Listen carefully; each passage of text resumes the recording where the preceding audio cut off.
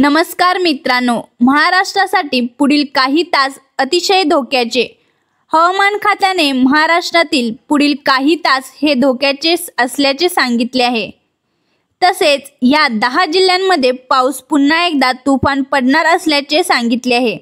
ते कोणते 10 जिल्हे आहेत ते आपण पुढे व्हिडिओमध्ये सविस्तर पाहणार आहोत. सध्या महाराष्ट्रामध्ये पाऊस हा अतिशय मुसळधार पडत आहे. बऱ्याच जिल्ह्यांमध्ये पाऊस सतत पडत असल्यामुळे पुन्हा एकदा पूर परिस्थिती निर्माण झालेली आहे. काही जिल्ह्यांमध्ये पाऊस हा ढगफुटीसारखा पडलेला आहे. पुढचे 1-2 दिवस अतिशय धोक्याचे असल्याचे हवामान खात्याने सांगितले आहे. कारण अरबी समुद्रामध्ये कमी दाबाचा पट्टा निर्माण झाल्यामुळे पुन्हा एकदा महाराष्ट्रावरती पावसाचे संकट असणार आहे. तरी महाराष्ट्रातील या 10 जिल्ह्यांनी अतिशय काळजी घेणे गरजेचे आहे. पुढील काही तास आपल्यासाठी खूप महत्त्वाचे आहेत. ते कोणते 10 जिल्हे आहेत ते आपण पुढे व्हिडिओमध्ये सविस्तर बघणार आहोत.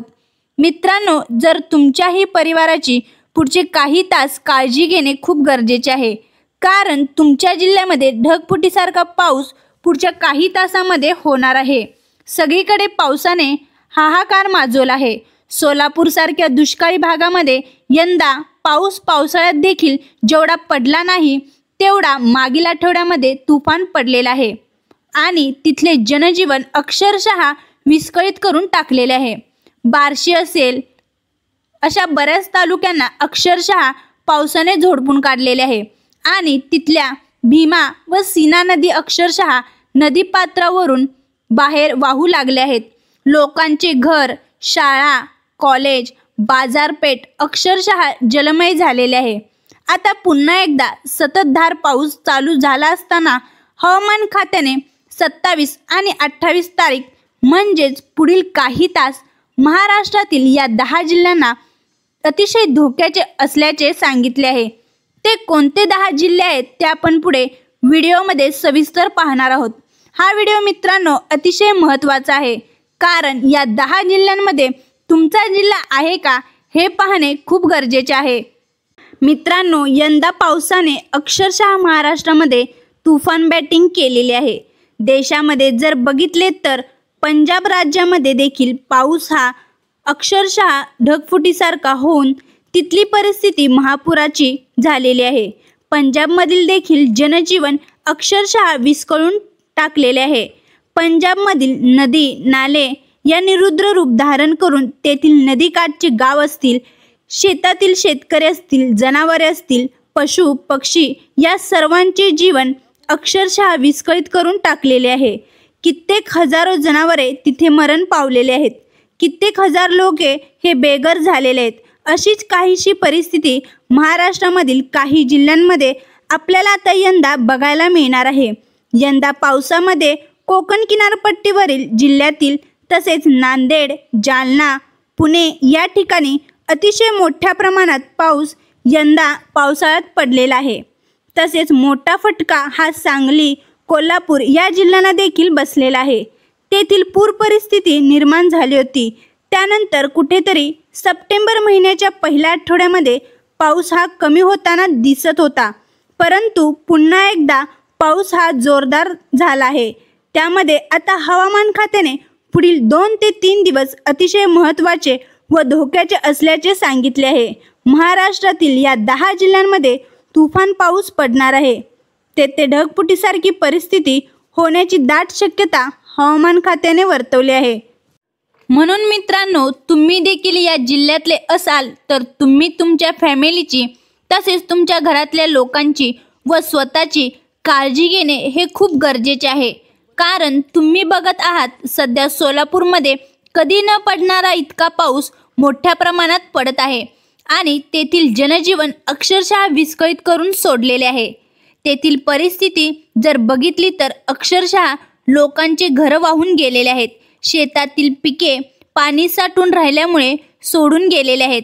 सध्या सोलापूरमध्ये देखील पाऊस हा सतत सुरू आहे. म्हणून मित्रांनो, येथे काही तास हे महाराष्ट्रासाठी अतिशय महत्त्वाचे असणार आहेत.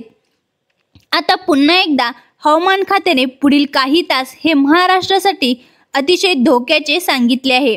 विशेषतः या 10 जिल्ह्यांमध्ये पुढील काही तासामध्ये पाऊस अक्षरशः ढगफुटीसारखा होणार आहे असा अंदाज हवामान खात्याने वर्तवला आहे। ते कोणते 10 जिल्हे आहेत ते आता आपण पुढे बघूयात। यामध्ये तुमचा जिल्हा आहे का हे बघणे तुमच्यासाठी अतिशय महत्त्वाचे आहे। मित्रांनो, तुम्हाला माहीत आहेच की गेले 5-6 दिवस महाराष्ट्रामध्ये पाऊस हा सतत सुरू आहे आणि यामुळे महाराष्ट्रातील बऱ्याच जिल्ह्यातील लोकांचे जनजीवन हे अक्षरशः विस्कळीत झालेले आहे। लोकांना जॉबला जाण्यासाठी, शेतकऱ्यांना शेतामध्ये जाण्यासाठी तसेच इतर कामासाठी नागरिकांना भरपूर अडचणी येत आहेत, कारण रस्त्यावरती सगळीकडे पाणीच पाणी झाले आहे। यामुळे शाळा, कॉलेज या ठिकाणी जाणारे जे विद्यार्थी आहेत यांना देखील खूप साऱ्या समस्यांना सामोरे जावे लागत आहे। सगळ्यात जास्त हानी ही पावसाची झालेली आहे, ती म्हणजे आपल्या शेतकरी राजाला आता शेतामध्ये पाऊस पडला तरच पीक येते असं आपल्याला माहीत आहेच, परंतु अति पाऊस जर पडला तर आलेले पीक हे देखील वाया जाते। यामागचे हे सत्य आहे। आता पडणारा जो सतत पाऊस आहे मित्रांनो, तो शेतकऱ्यांना कुठेतरी नुकसान देऊन जात आहे, परंतु आता पुढचे काही तास हे खूप महत्त्वाचे असणार आहे। या 10 जिल्ह्यांसाठी ते 10 जिल्हे कोणते आहेत, त्यातील तुम्हीही नागरिक असाल किंवा नसाल तरी देखील हा व्हिडिओ तुम्ही शेवटपर्यंत बघा, कारण ते 10 जिल्हे कोणते आहेत हे तुम्हाला माहीत असणे खूप गरजेचे आहे। ज्या 10 जिल्ह्यांमध्ये पुढचे काही तासामध्ये मोठ्या प्रमाणात ढगफुटीसारखा पाऊस पडणार आहे, तर मित्रांनो जाणून घेऊयात आपण ते कोणते 10 जिल्हे आहेत ज्यामध्ये हवामान खात्याने अतिदक्षता घेण्याचे सांगितले आहे। या 10 जिल्ह्यांमध्ये पुढील काही तासात ढगफुटीसारखा पाऊस पडणार आहे असं सरळ मत हवामान खात्याने वर्तवले आहे।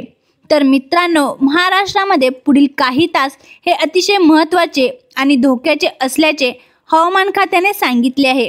त्यामध्ये या 10 जिल्ह्यांमध्ये तर विशेषतः नागरिकांनी कामाव्यतिरिक्त घराबाहेर पडू नये अशा सूचना देखील हवामान खात्याने दिलेल्या आहेत।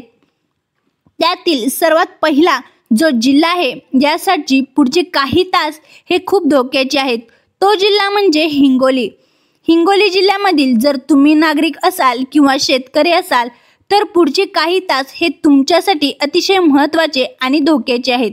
कुणीही अतिमहत्त्वाच्या कामाशिवाय घराबाहेर पडू नये अशा सूचना हवामान खात्याने दिलेल्या आहेत। मित्रांनो, पुढचे काही तास हे खूप महत्त्वाचे आहेत, त्यामुळे तुम्ही स्वतःची आणि आपल्या कुटुंबाची काळजी घेऊन घरामध्येच थांबणे अशी विनंती हवामान खात्याने केलेली आहे। त्यानंतर पुढचा जो जिल्हा आहे तो म्हणजे परभणी। मित्रांनो, जर तुम्ही परभणी जिल्ह्यामध्ये राहत असाल तर पुढचे काही तास हवामान खात्याने आपल्यासाठी धोक्याचे सांगितले आहे, कारण आपल्या जिल्ह्यामध्ये पुढील काही तासामध्ये अतिवृष्टी त्याचबरोबर ढगफुटीसारखा पाऊस होण्याची दाट शक्यता हवामान खात्याने वर्तवली आहे। त्यामुळे आपण आपल्या फॅमिलीची व स्वतःची काळजी घेऊन घरातच राहणे योग्य आहे। त्यानंतर पुढचा जो जिल्हा आहे तो म्हणजे नांदेड। नांदेडच्या पावसाळ्यामध्ये मोठ्या प्रमाणात पाऊस होण्याचे सांगितले आहे। आता पुढचे काही तास या जिल्ह्यासाठी तुफान पाऊस पडणार असल्याचे सांगितले आहे। त्यानंतर पुढचा जो जिल्हा आहे तो म्हणजे लातूर।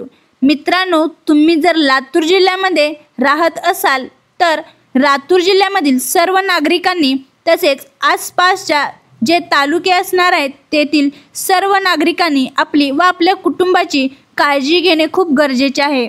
घरातच थांबून आपण आपल्या सुरक्षेची काळजी घ्यावी।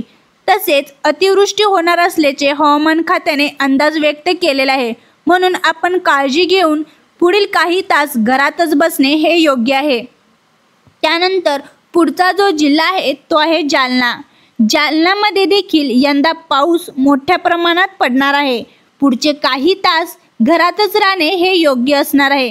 त्यामुळे हवामान खात्याने कामाव्यतिरिक्त कोणीही घराबाहेर पडू नये असे सांगितले आहे, कारण जालन्यामध्ये पुढच्या काही तासामध्ये मोठ्या प्रमाणात पाऊस पडणार असल्याचे सांगितले आहे। यानंतर मित्रांनो, पुढचा जो जिल्हा आहे तो आपण बघूयात बीड।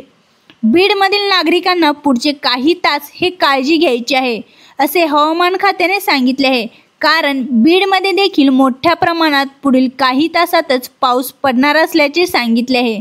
मित्रांनो, आत्तापर्यंत सांगितलेल्या जिल्ह्यामध्ये जर तुमचा जिल्हा असेल तर तुम्ही आपल्या तसेच कुटुंबाची व स्वतःची काळजी घेणे खूप गरजेचे आहे। आणि जर आत्तापर्यंत सांगितलेल्या जिल्ह्यामध्ये तुमचा जिल्हा नसेल तर पुढे जे सांगणार आहे त्यामध्ये तुमचा जिल्हा आहे का हे बघणे देखील गरजेचे आहे। त्यामुळे व्हिडिओ शेवटपर्यंत नक्की पहा। यानंतर पुढचा जो जिल्हा असणार आहे मित्रांनो तो आपण बघूयात। त्या जिल्ह्याचं नाव आहे तो म्हणजे सोलापूर। सोलापूर जिल्ह्यामध्ये तर पावसाने कहर केलेले आहे।